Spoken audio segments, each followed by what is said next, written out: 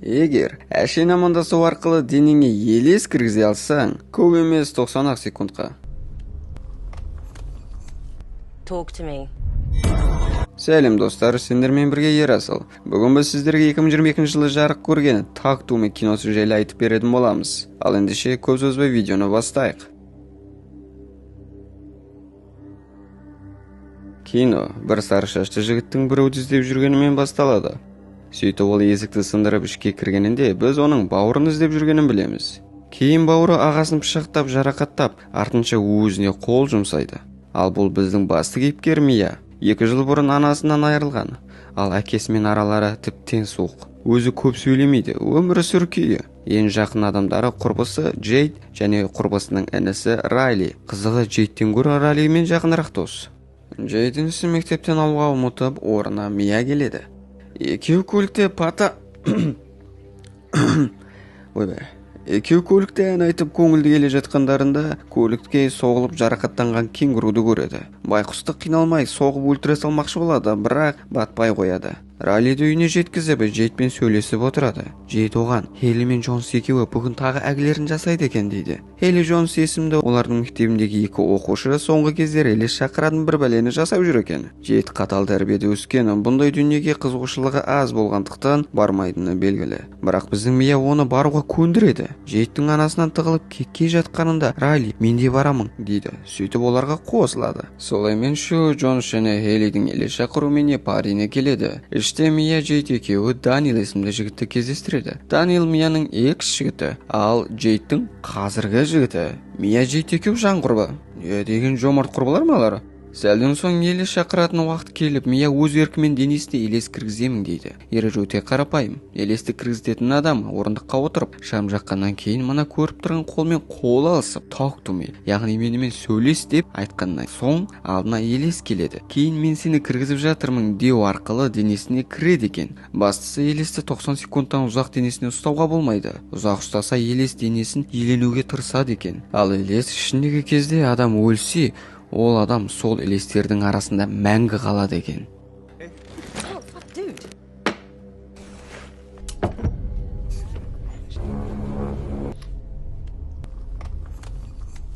Talk to me.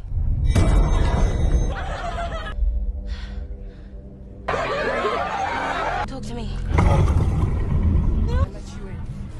I let you in. Әлгі елес Мияның ішіне кіріп, ешкім жоқ жерді көрсетіп, анда секілді деп, кейін Райлиге қарап, сен оларға ұнап қалдың. Ол дәл қазір сенің артыңда тұр, сені өлтіремін дейді. 90 секунд өтіп, Мияның қолындағы қолды әрен деп алады.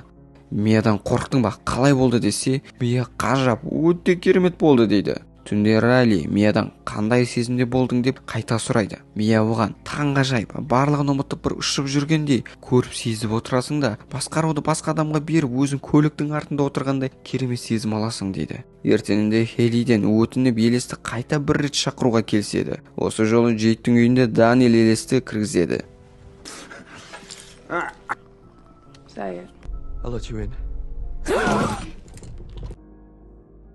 Джейдке қарап, ол сенің денеңе кигізгеніңді қаламайды, сен оны жұмсартасың дейді. Артынша Мияға қарап, кенеттен ырбындай бастайды. Кейін жерге құлап итпен. Солаймен барлығы күліп көңілді күйде қоштасып жатқанында Райли мен де денеме елесті кіргіземін дейді. Джейд қарсы болады. Оған құлақ асатын Райли жоқ. Ақыры Джейд шығып кетеді. Райли Мияға тым құрғанда 50 секунд денемді ұстап көрейінші дейді. Бәрі қалыпты басталады. Бірақ Райлидің ішіндегі елес Мияның анасының елесі болуы бәрін өзгертеді. Мияны тек анасы ғана шақырады, Миесімен шақырады. Анаң сенің қиналғаныңды қаламағанын білесің ғой. Мен сені қатты сағынып жүрмін дейді. 90 секунд өтіп кетсе де Мия анасымен сөйлесемін деп қолын ажыратпай қояды.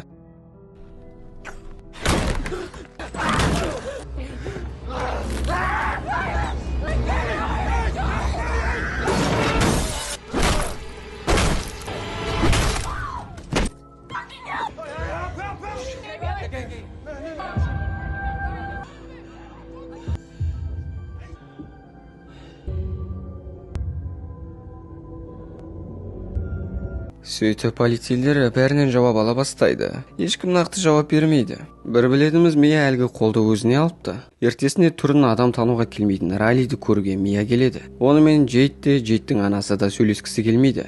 Қиын сәтте жанынан Даниэл табылады. Мияны үйіне ертіп келіп бөлмесіне отырғанда есіктің екеуінен жұп болып жүрген кезіндегі жазуды көреді. Екеуі әлде қашан айырылысып кеткендерімен екеуі бір-бірін жақсы көретін секілді. Ұйықтайтын уақыт болып Мия түсінде Даниэлмен сағызға таласып жатқанын, артынша анасының қайтыс болған күнін көреді. Анасы өте көп ұйықтататын дәріні қабылдап өз-өзіне қол жұмсап өліпті.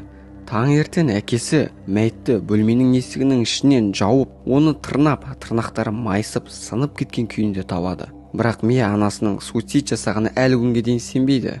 Осындай түс көріп оянған оған бөлмесінің бұрышынан манағы өзінің денесіне кірген суға батып өлген әйелдің елесі Даниэлдің аяғын аузына салып жатқандай көрінеді. Мия айғайлай Даниэлді оята алмай тұрады. Сөйтсе шын мәнінде Мия Даниэлдің аяғын аузына салып жатады. Даниэл, сен жандысың ба деп шығып кетеді. Жалғыз қалған Мия қолдың көмегімен анасымен кездеседі.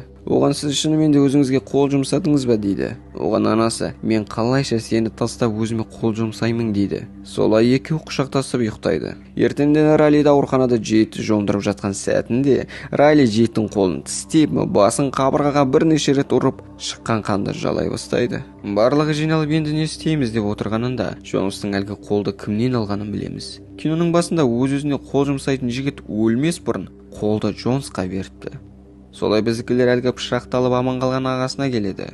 Жалғыз біліп алған дүниелері дененің ішінде елес болған кезде адам өліп қалмаса уақыт өте елес шығып кетеді дегені. Естеріне бір дүние түседі. Қолды ажыратқаннан кейін алдындағы тұрған шамды сөндіру керек екен. Ал Райли қолын алғанша шам қалып кетіпті. Солай қауіпті болса да тағы бір рет Райлидің денесіне елес кіргізіп, осы жолы шамды өшіріп көреді. Ештеңе болмайды. Райли комада болғандықтан елесі басқа жерде жүруі мүмкін деп, Мия өз денесіне бір кішкентай қыздың елесін шақырып, мына баланың елесі қайда? Маған көрсетші дегенде,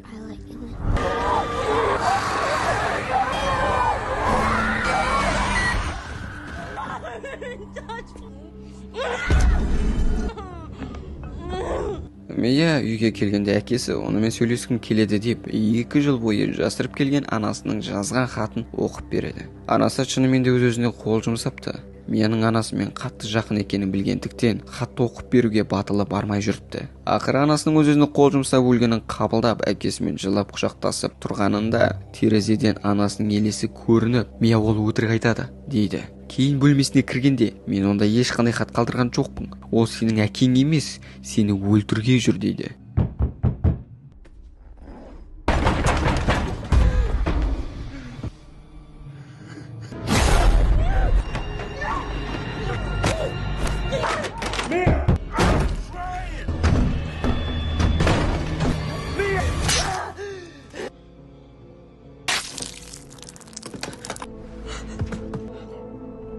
Осыдан бұрын анасы Райлиді өлтір, әйтпесе тірі емес, өлі емес, қалыпта ұзақ болса, бағанағы біз көрген қорқынышты жерде мәңгі қалып қояды дейді. Анасының айтқанына сеніп, Райлиді өлтіруге келсе де, туған бауыр сияқты болып кеткен адамды өлтіруге мүлде қолы батпайды. Сондықтан да оны өз өлтірамағандықтан машинаға соғып өлтірейін деп жолға алып шығады. Және жолға қарай апарғанында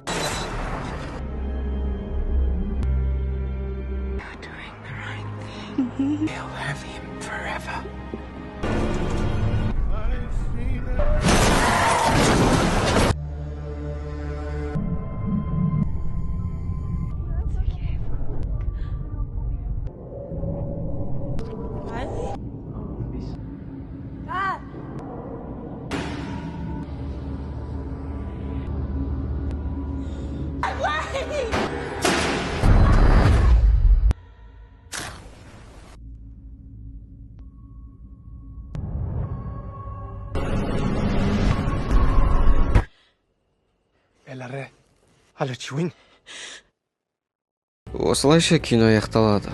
Ал енді сәл түсіндіріп жіберсек. Алғашында Мияның денесіне кірген мына елес оның ойын оқып денесіне 90 секундтан артық болғандықтан оған неше түрлі көріністерді көрсетіп жүріпті. Тіпті анасының елесі болып жүргенде осы екен. Ал соңғы сәтте Мияның көлікке соғылған кезін қалай түсінгіміз келеді, солай түсінеміз. Яғни ол өзі түсініп көріп жүрген елесі анасының елесі емес екендігін түсініп, бәріне өзін кінәлап, өз-өзіне қол жұмсады. немесе оны жейт итеріп жіберді ме деген ой қалып тұр. Бұл жайлы сіз не ойлайсыз? Өз ой пікіріңізді міндетті түрде комментарийге қалдырып кетіңіз. Және достар, видеоны не істеу керек екенін білеміз. Лайкты аямай басамыз, арнаға тіркелеміз. Келесі кездескенше сау саламат.